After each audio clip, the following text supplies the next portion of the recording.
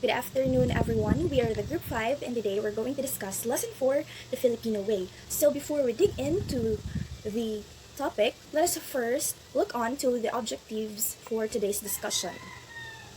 Number 1 is you will look into the qualities of the Filipino moral identity. Second is to evaluate elements that needs to be changed. And lastly, learn about the strength and weaknesses of some Filipino moral traits. Now let's move on to the qualities of the Filipino moral identity. Filipino culture is a mix of both Eastern and Western cultures. The beliefs and traditions of pre-colonial Philippines were mainly indigenous Malay heritage. It is according to Beringer in 2006. Then the Spanish colonized the islands and the Hispanic culture influenced the natives. In turn, the Americans shaped the modern Filipino culture, and this is primarily manifested by the wide use of the English language in the Philippines today.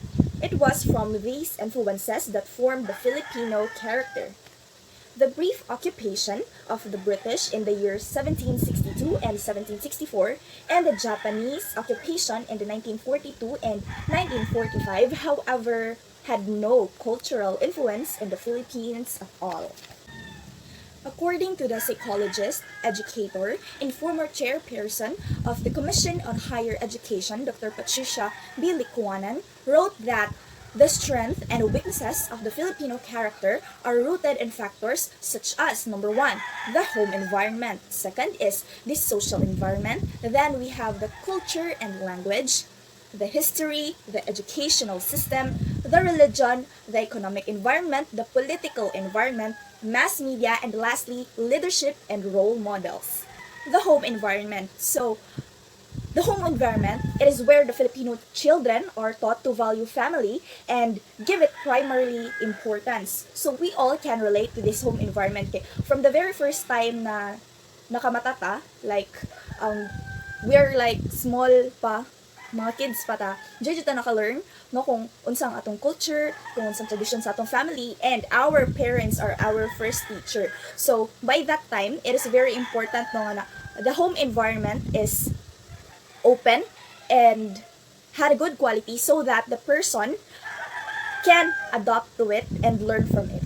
Next, we have the social environment. So what is social environment? The Filipino social environment is characterized by depending on one another to survive. This dependence on relationships and the struggle for survival makes Filipinos group-oriented. So we believe jud no na no man is an island because kita jud, we really need a partner. We really need someone, di ba? So with the help of them, na sila'y na-impart sa atong life and then naka-influence pod sila sa ato ang moral traits and character. Next is the culture and language. Meanwhile, Filipino culture and language depict openness to foreign elements with no basic consciousness of our cultural core. The Filipino colonial mentality, such as the importance of the English language in our educational system, the wider following of Hollywood movies, foreign soap operas, TV shows, and foreign song singers over Filipino movies, shows, and music is a manifestation of our attachment to foreign elements, so culture and language. Here, makarelate mo siya tanong na, when someone is really good in the English language, automatic, we think na bright kina sa tao. You know, the mentality nga, pag tsada ko mag-English, I think, there are a lot of kinds, no? Pag tsada ko mag-English, that means, bright ka. Napayaban, pag magsige po kag-English, ingnan po ka na lang nga, feelingon kay ka. So, kung di po kabalo mo English, ingnan po kag-bugo. Gibali, ang imuhang level is low. Dili yun masabtano, ang mentality sa Filipino kay, we're like, crab mentality nga if someone is nasa taas ato silang i-down and then if naapod ka na i-degrade po nimo sila. So another example sa culture and language is that fan kaayo ta sa mga K-drama, sa Hollywood films compare sa Filipino movies. So karon sige mo tag labi na karon quarantine nga pandemic na dili kita pagawas, we're more on watching movies like the Squid Game, what else? The Kissing Booth, something kanaang dili bitaw made by Filipinos and even my mom during her time, no, fan gid kina siya sa Maria Mercedes, Marla del Barrio, Marimar, and kanang it's like we patronize those things compare sa ato ang own. Okay, maybe there are times na maot maka ni Filipino movie kay matagnaan raman nimo kung unsa ang sunod, pero it's like kulang lang gyud sa exploration kung unsa jud ang Filipino movies. There are a lot of good Filipino movies that are underrated. So another thing is this foreign songs. We are onto K-pop. Me personally, I am really into K-pop, and also other songs, foreign songs, like we follow them, we like them. So kanaang for me, it is important jud sad no na to acknowledge our own artists. Now next is the history. Likwanan added that our colonial history is regarded as the culprit behind our colonial mentality. Unfortunately, most Filipino elite are of no help in setting an example of overcoming colonial mentality because they are even more westernized in their ways. Present-day media, on the other hand, reinforce this colonial influence. So, if we remember sa atong the life and works of Dr. Jose Rizal, dito pa lang na time is that if you are pure Spanish, you're considered high in the society. If you're half Spanish, there are times nga you're high, or half siya, they are like na kay downside, napud kay advantage. And if you're a pure Filipino, kana siya, ang tawag nila sa Luzon is mga Indio, mga mangmang. Then if you're a pure Filipino, ang tanaw sa imuha sa tanan is your bobo. So from the time gyud nga gi-colonize gyud ta, jud nato nakuha ang atong colonial mentality. I-relate po nato ni siya sa pag-speak sa English language. Kay kung you're good at English, then you're good. Pero kung dili ka kabalo, katawan ka, ignon ka nga, bugok ka. So this one, we need to remember no that language is not a parameter of intelligence. So this one, we need to change. We need to be open-minded on the things that are happening today, most especially now. We're already in the 21st century and we should embrace our own. Next, we have the educational system.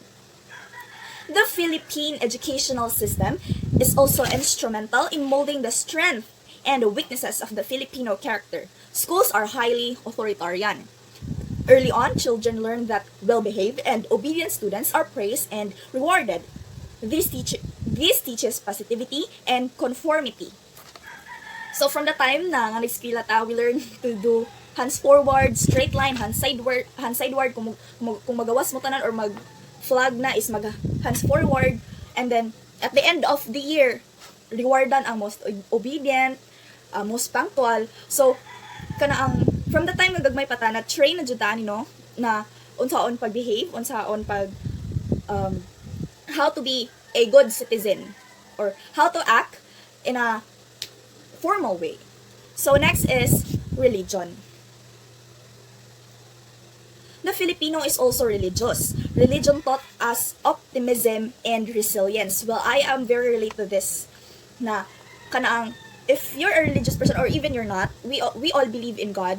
Jod no na when the time comes na low kita, down kita mo, especially now in pandemic times, we like pray a lot nga Lord, nani Lord, or di ba kung down di ka, magilakam jud ka, then you ask something from God, you talk to God, and then you're like you're okay. For me, religion is like a hope for every people na if you have a problem, you can always reach out to our Almighty God, and a hope na it gives us also hope na kanaang Lord na ni mahitabo, or kung naay mahitabo sa mo karon ibon mga dili ko pasagdan ni Lord. So I view religion as an instrument for us to have hope, to be optimistic.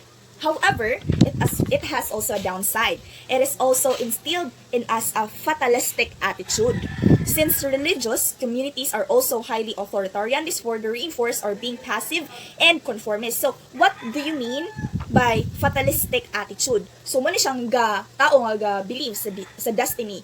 So it's okay. It's okay to believe on destiny. However, kana if you always gasalig na dana, it's like it's down man jud, like for example, yab mo nya ikaw kay kung kami jud or kanang inanap ta nga way nga wala kay gibuhat isa palag away mo tapos dili imo sala pero ga kuan ka saya gasalig ka sa iyaha nga ikaw ang suyuon.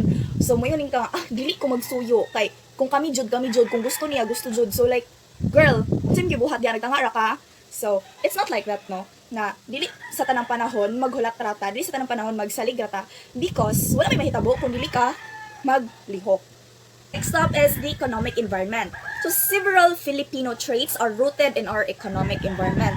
The hard life drove Filipinos to work hard and take risks, such as leaving our families to work abroad. This further develop our ability to survive. So economic environment is like we have this thing, the Filipino dream. So what is that Filipino dream? Of course, it's to go abroad. Kay me personally I am looking forward to work abroad because nga the sweldo there is very compared to the Philippines, layo ra jud siya. And then here man sad good, we have this backer system, which is you're a good employee, you're a good catch, but lahi ang gipili. So it's very it's very unfair. And also about with aning sa pag-abroad, no, dili man sa tanan panahon na you are swerte, or pag abot dito you think na your life will be good, your life will change because you work abroad. So depende rin gid ni siya, no, kaning economic environment na part nga moadto ang Filipino abroad to work, to have a good amount of money para pag-uli niya dinhi. Dato na ko unsa man, di ba? But this economic environment also shows how Filipinos are willing to sacrifice for their family, for survival. Next is the political environment. Our political environment and government structures and systems are fraught with problems. For instance, the fact that political power is mainly in the hands of the elite, and those absence of a strong government presence enhance the Filipinos' already extreme family-centeredness. So the economic and political environments are among the elements that develop the culture of corruption in the Philippines. So kaning political environment, naitaw ganya.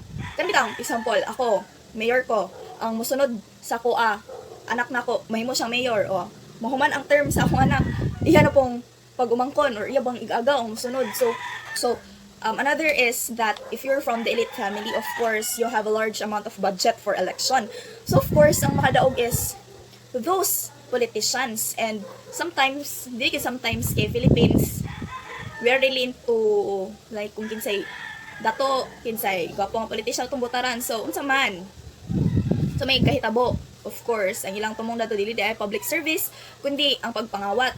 So, ang ako lang hope, or akong gusto nga mahatag sa mga message is that 2022 elections are fast approaching. So hopefully we really assess, or dapat ato jong kana ang tan-awon kung kinsa ang karapat-dapat na leaders, and we should visualize, we should dream for a better Philippines, so that dili na ta bitaw mag-adto sa lain na nasod, because we have a lot of opportunities here in the Philippines. Ang kulang lang is the proper leadership. Next is the mass media. Meanwhile, how did mass media reinforce our colonial mentality? What did you notice with the ads, the music, movies, fashion, and etc.? Shown on TV, aired over the radio, printed in the newspapers and magazines, or went viral online. These were greatly based on American pop culture. The emphasis of the superiority of an imported brand or product through mass media is in fact part of the Filipino daily life. So mass media really affects our mentality, like sa mga ads man jud, whitening soap, wala ka nakakita og blackening soap, char. So I mean, wala ka nakakita og advertisement nga walay pampaputi, walay pampa-sexy, walay pampa-ana nga figure. Tanan man jud na. And then what else? The brands. Diyan dito sa brands, no, nga pang international para ingnon dato. So, kana siya, influence yun siya sa mass media, kay sukad sa gamay pata, hatod karon nakita man jud nato na, like, we developed the insecurities, And then kana ang another thing is that naa jud ni hatod karon, no, the skin color nga pag puti ka, gwapa ka. Pag itom ka, no, I mean, wala ko nang tira sa mga morenas ha. Pero mao jud ni jud ang reality. Like pag puti ka, gwapa ka, pag itom ka, kuan ka tanawon kana murag hugaw ka tanawon or pangit ka. So it should not be like that. Tapos naapod ni type sa tao, which is na-experience gid nako ni, I dili ako experience, na witness nako siya grade 10 ko. So nakoy friend, kuan siya mistisa, puti gid siya, sin puti gid siya sa katanan. And then naapod koy friend na morena siya. And then kaning si morena girl, yang kalito siya kalit laging na akong friend niya mistisa nga. Puti naman ka, di mo ka gwapa. And I was like, oh my god, really gingon to. So I think we should stop, no, to compare skin color, like kung puti ka, gwapa ka, or gwapa ra ka kay puti ka, tapos kung morena ka, pangit ka, or kung morena ka, hugaw ka lang tabon. So we should kuan bitaw, kung wala kay iingon nga sakto, or kung feeling nimo dili sakto ang imong gihunahuna, ayon na lang iingon. Kay kana man jud imong storya maka-affect man jud siya sa life sa usa ka tao. So we should also be mindful to our words, and let's change our mentality. Lastly, the leadership and role models. Filipinos highly respect authority. We lean on our leaders and role models. Any person with authority is looked up to. Thus, when our leaders violate the law and when there is a lack of accountability for leaders who break the law, the Filipino mindset is hugely affected in a negative way. So kani siya jud, no, like tao naman Japon gud ni siyang mga politicians, and then others view them as like saints, like ginasamba na gid bitaw sila, gina-defend, makipagbatay gid sila kay para i-defend nila ang ilang politician, which I think is a big no-no, because those politicians, their roles are like to serve man the community, not to be patronized by the community. They run because they should serve, they want to serve, and they should serve, not para mga what. So lain kayo sa feeling nga nagsasayaw ra ka diha unya hidagan ka. I mean, kang napriso na kagikan na nakay cases like pangawat, klaro kayo nga corrupt ka, pero nga naman jud na nga agpakadaog yapon sila. So like gina-disregard mong gud nato ang ilang mga wrongdoings. So again, never again elect politicians who are corrupt. Let's vote for ourselves, vote for our future. So that's the end of the qualities of the Filipino moral identity. Now let's move on to the strength of the Filipino character by Jillian Kapatan. Jillian? Hi! So for the continuation of the reporting, I will be the one to tackle about the strengths of the Filipino character. When we say the strengths of the Filipino characters, it is obviously means that it is our main characters, diba? We Filipino, mga Pinoy at mga Pinay. So the Filipino traits listed here are certainly not exhaustive, but these are what we have in common the most. The strong aspects of the Filipino character are the following. The first one is pakikipagkapwa-tao. The second one is family orientation. The third one is joy and humor. The fourth one is flexibility, adaptability, and creativity. And the fifth one is hard work and industry. And the sixth one is faith and religiosity. And the last one, or the seventh one, is the ability to survive. So when I mention all of this, it seems that you are very familiar with this, since some of us already knew this topic before when we are in the middle school or even last year during our first year level. So now, let us proceed. The first one is pakikipagkapwa-tao.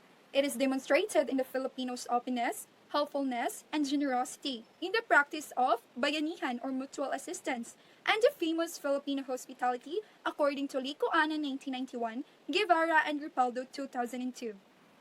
Pakikipagkapwa-tao is very common when it comes to us Filipinos. Why? Because it is famous for hospitality. We already know that we have this strength because we have the ability to help others, to give others what we have, or share blessings to each other. We literally help one another without receiving a kapalit to the things that we give. We know how to makiramdam sa iba, and we have this type of very sensitive na halos ibigay na lang natin sa iba lahat kahit wala nang natira sa atin. So, an example of that is makikita natin sa picture, which is yung picture ng pagbabayanihan, where a lot of men are carrying the house to put into a particular place. That is a good example of the practice of bayanihan or mutual assistance. It is good to describe that as pakikipagkapwa-tao. So the second one is the family orientation. This strong family orientation gives Filipinos a sense of belonging and security. This love is shown through giving honor and respect to parents and elders, care for the children, generosity towards kin, and the personal sacrifices that a Filipino endures for the welfare of the family, according to Manaut and Repaldo 2005. This love is not just for one spouse and children, but also to parents, grandparents, aunts, uncles, cousins, or even every distant ones, and even to ceremonial relatives. Family orientation is that it is a source of personal identity, emotional and material support, and also it is the one main's commitment and responsibility. It has a sense of family results in a feeling of belongingness and rootedness in a basic sense of security. Strong family orientation leads to a closer bonds and supportive relationships in all areas of life. It is the quality and nature of family relationships that are of the most importance. Being family oriented is synonymous with being family centered or family focused. The third one is joy and humor. Filipinos are also cheerful and fun loving. Our various fiestas and social gatherings demonstrate the Filipino joy and humor. We can laugh at those we love and hate, and can make jokes about our good or bad fortune. And even in the most trying times, Filipinos will always find a reason to smile or laugh. A lot of people from different places are so proud and admire us. And why? Because we have this ability that despite of all the problems we have encountered, we are still laughing and smile. And even in the difficult times, still we find ways to smile and laugh. Like right now, amidst of this pandemic, but we are still laughing even sa pagpapamigay ng mga ayuda na nanggagaling sa ating mga gobyerno. And I do believe that laughter is the best medicine. Ikatawa rin nato ato ang problema dapat magproblema sa ato dili dapat kita. Bitaw, but anyways, let's move on to the next strength, which is the flexibility, adaptability, and creativity. This pleasant disposition contributed to our ability to overcome life's challenges. Filipinos are also tremendous in adjusting and adapting to any circumstances. Our flexibility, adaptability, and creativity are the reasons why many Filipinos thrive in various parts of the world, by Ldcu in 1994. We can adjust and to adapt to circumstances and the surrounding environment. Both physical and social adjust to whatever happens even in unplanned or anticipated events. We possess a tolerance for ambiguity that enables us to remain unfazed by uncertainty or lack of information. This allows the Filipino to adapt and be flexible in doing the task at times not bound to a particular schedule or time frame. This allows us to think on our feet and be creative in facing whatever challenge or task we have even when it is already right in front of us. The fifth one is hard work and industry. Filipinos also value hard work and industry. This trait is the most noticeable in our willingness to take the risk and work in other countries. Hard work and industry, Filipinos have the ability for tough paintings given the right conditions. The preference to elevate one's fashionable lifestyle and to possess the necessities of a respectable lifestyle for one's family, mixed with the proper possibilities and incentives, makes the Filipino paintings very tough. This is manifested maximum fantastically in willingness to take the risk, with job overseas and while still there to painting at or 3 jobs. And the result is productiveness and entrepreneurship for a few and survival regardless of the poverty for others. Our parents are going abroad while to take the risk, willing to sacrifice, just for us to provide our needs and also our wants. Hard work and sacrifices at the same time. The sixth one is faith and religiosity. Filipino also value faith and religiosity, which can be related to bahala na mindset. There is actually a positive side to the fatalistic trait that for the Filipinos, the bahala na attitude could serve as a kickstarter or a pampalakas loob to move him or her into action, according to Repaldo 2005. Filipinos are among the most devoted people on the planet. Whatever religion we practice, we remain faithful and never lose hope for a better tomorrow.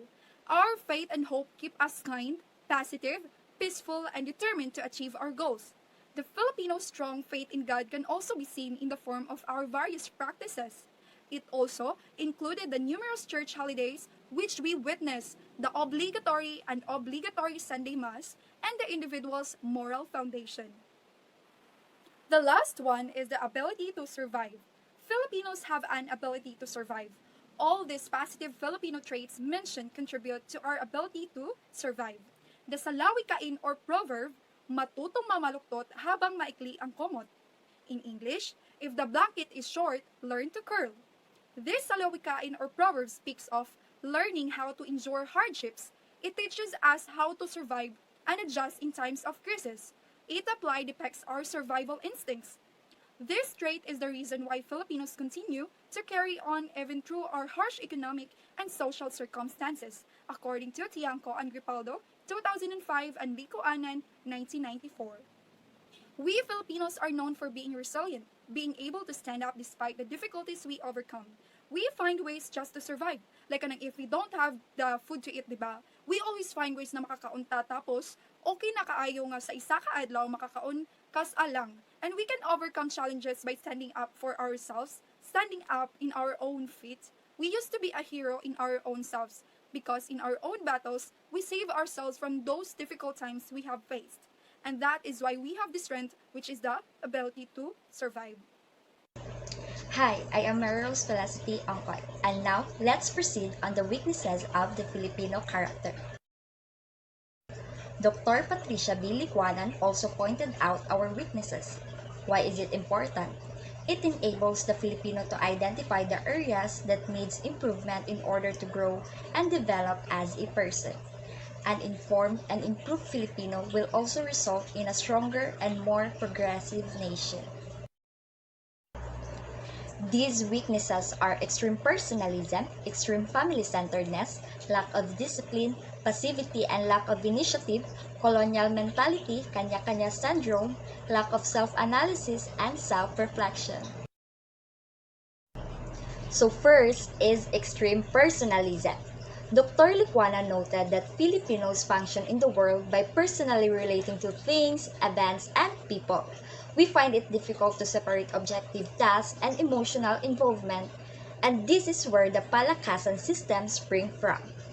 Filipinos want to get special treatment and will always look for inside connections in most, if not all, of his or her transactions. This is another element that leads to the prevalence of graft and corruption in the country.